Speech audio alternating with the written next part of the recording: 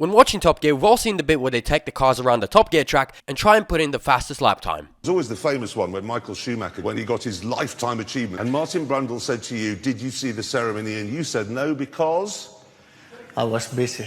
Taking a dump is what he said. No, that's not what I meant. What I meant is when they test the cars to see which car is the fastest, not which fucking celebrity can drive stick. If you buy a rubbish car, what you are saying is, I have no interest in cars. If you have no interest in cars, you have no interest in driving. And if you have no interest in something, it means you're no good at it, which means you must have your driving license taken away.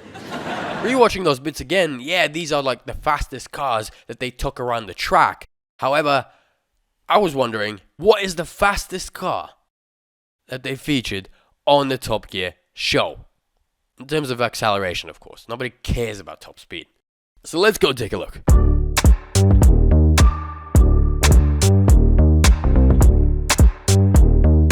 The first thing that I'd like to feature is, of course, by no means a surprise, the Bugatti Veyron Supersport. That car was featured multiple times on the show, actually. There was a big delay from the moment that the whole audience was asking for Top Gear to review it, because Bugatti didn't really want to give a car to Top Gear to test, because that usually doesn't end well at all. But once they actually got the permission, I guess, the car ended up being featured on the show quite a few times, and particularly in one of the races against the public transport, where Jeremy Clarkson was driving the Bugatti, while James and Richard were going by plane. And it would have been all fine if Mr. Slow was not behind the wheel of the plane. I think there were numerous times during that flight that there was a possibility that Top Gear would end very quickly right there and then. That would have been a great way to go, though. Death by James May.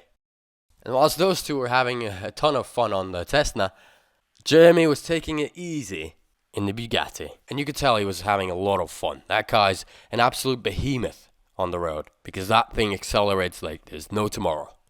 And it just keeps going and going and going. I don't even know its top speed. I'm not sure Bugatti know the top speed of their own car. I wonder what the budget was for that episode. Because, yeah, the Cessna had to refuel when they were mid-flight. But that Bugatti must be eating gasoline for fucking breakfast. And it's like a 100-liter tank, by the way. It's ridiculous. What was it, 16 cylinders? What? If I was the customer of Bugatti, I'd be expecting, like, fuel coupons to come with the purchase. You get 10% off every time you fill the tank. Now that sounds like a deal to me.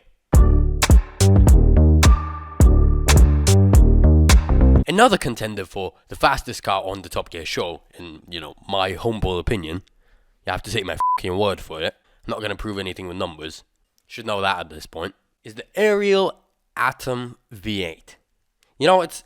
I think it barely qualifies as a car anyway. It doesn't have a fucking windshield, and it doesn't look like a proper car. More like a quad bike that's been lowered to the ground and sort of elongated a little bit. But in any case, it has produced some pretty serious acceleration times. I think it's around 2.3 seconds. Which, at least at that point, when they were filming Top Gear, was absolutely ludicrous. I just said ludicrous. How fucking old am I? Any case, it also produced a very nice, picturesque episode for Top Gear when Jeremy was testing it around on a fucking airstrip. Because no other place really is proper for that car. Is it even legal on the street? It is. The Ariel Atom is officially street legal, so you can have like a fucking dune buggy that's made to go real fucking fast and drive it on the street, and it's only like 70 fucking grand. The fucking the car we talked about just now, the Bugatti fucking Veyron Supersport Ludicrous Edition, whatever, Platinum, I think costs like a couple fucking million quid. While the Ariel Atom is like $75,000. $75,000 to go like 2.5 seconds. That's ridiculous. Well, 2.3. What was it? What did I say? 2.3. That's absurd. How does that even happen? I don't think that's very safe. And let me tell you, that was like 10 years ago.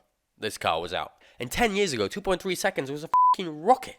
Like the nicest space shuttle, I think, went as fast as that. Don't quote me on that. That really doesn't sound like it's true. But I want to believe it. It's absurd. If I ever win that one, I think I'd get sick for sure. I mean, looking at fucking Jeremy's face, the way it's flapping about, like a fucking plastic bag flying in the wind. That's ridiculous. I don't even know what fucking G's you're pulling when you're going that fast. It's like Formula 1 speed. But a $75,000 car. Do you realize how dangerous that is? Because the common man can afford that and go 2.3 seconds to 60 miles an hour. That is absurd. Someone should make that illegal.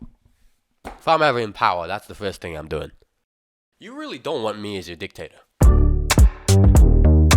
Wait, I could tell that you like this video, right? So, let's not around. Scroll down, quickly click that like button and that subscribe button, and let's all go our separate ways, yeah? Thanks. Last but certainly not least, Jesus Christ, it's of course the Rimac.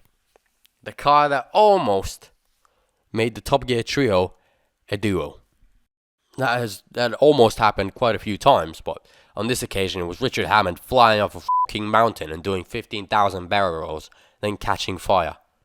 What a fucking event, man. I'm still thinking if it actually happened, because that was such a good publicity stunt for their new fucking series. And the first thing that happens is a fucking... I think it also adds, even though the Rimac goes like below 2 seconds, like 1.9, 1.8. At the same time, I think the fact that it almost killed Richard Hammond adds to... deducts a few seconds from the 0 to 60 acceleration. Imagine, like, you produce a car, and one of the fun facts about it that you mention when you're trying to sell it is, yeah, this almost killed Richard Hammond. That's a pretty fucking good marketing stunt. They should hire me to be their marketing specialist. I'll sell all your cars, man. Maybe you'll have so much public scrutiny from me saying whatever the fuck I want on the air. But I would sell your cars like fucking sugar cubes. I knew my degree would come in handy at one point. Next thing you know, my channel closes down and I'm working for Daimler Mercedes. They better give me a f***ing S-Class as a company car. All in all, I think it's a f***ing... I don't know if you know what I'm trying to prove here. I just wanted to highlight a few cool cars that I remembered having gone through a few of the f***ing episodes. That's all I wanted to do. I think that's mission accomplished, right? One thing is that Top Gear is really f***ing old. I think I've mentioned it multiple times. But it's f***ing like 10 years old at this point. You know, the last series or something. And so the cars they've tested have developed quite a f***ing bit. So the fastest cars on the planet are really not the ones that have been featured on Top Gear anymore. So I can't really say that these are the fastest cars in the world. However, I think the Rimac still is. If I was to pick a car out of the three, I'm not taking the f***ing Ariadne. Let's be honest, nobody's taking that. It costs $75,000. I'd take the Bugatti. I think everyone would take the Bugatti, let's be honest. As cool and as fast as the Rimac is, come on, man. If you have a choice between a Rimac and a Bugatti, you're f***ing stupid if you choose a Rimac. Right? Bugatti is a Bugatti. An electric car is a f***ing EV, you know? It's a f***ing Prius that goes faster than anything else on this f***ing planet. Yeah, my argument's crumbling. I think it's time for me to go. Cheers, guys.